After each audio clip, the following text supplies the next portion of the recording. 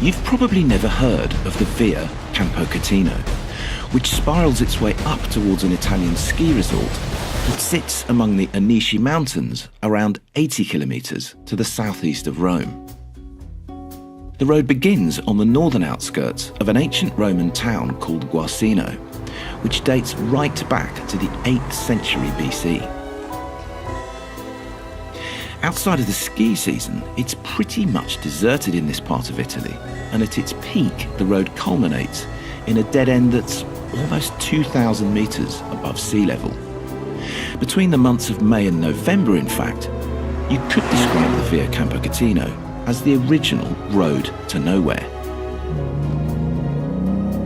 But even though you've never heard of it, and even though it does end up in the middle of nowhere during the summer months, the Via Campocatino really is one of those roads that you need to find and then drive. And this is why.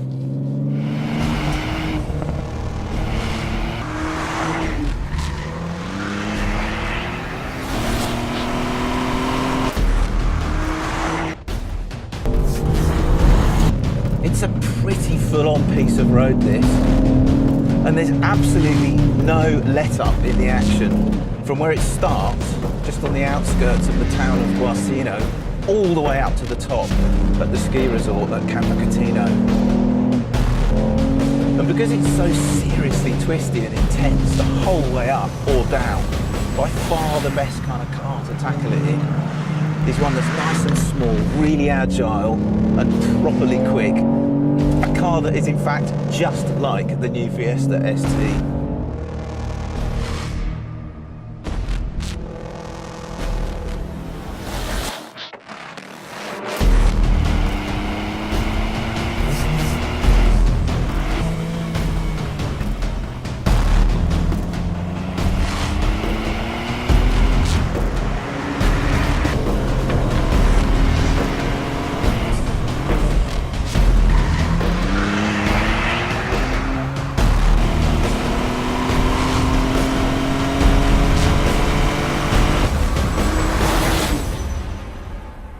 The Via Campocatino is a blinding piece of road to drive on in any car and at any speed. Yes, it's tight and twisty in lots of places, and yes, the driving experience it offers is pretty intense, but the views out across the Anici Mountains, once you reach the peak, are thoroughly spectacular. To the north, you can see the nature reserves of Monte Velino, and to the southeast, you can see right across to the national parks of Lazio, with Rome itself away to the northwest.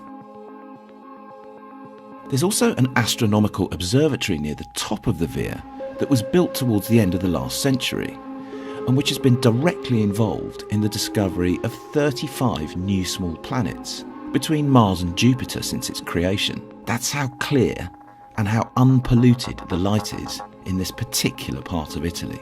Better still perhaps, there are some great restaurants right at the top of the Via that serve good, authentic Italian food at incredibly reasonable prices for most of the year round. The restaurants, the observatory, and the amazing views out across Lazio and beyond make the Via Campocatino well worth a visit, no matter what time of year it is.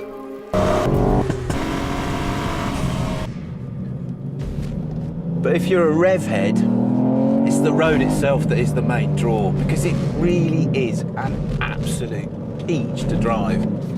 I've lost count of the number of hairpins there are. And the best bit about this road, or the best bits about this road, are the fact that there's almost no traffic at all on it during the summer months. And it just has this lovely sense of rhythm to it. The corners flow towards you with a relentless sense of speed, yes.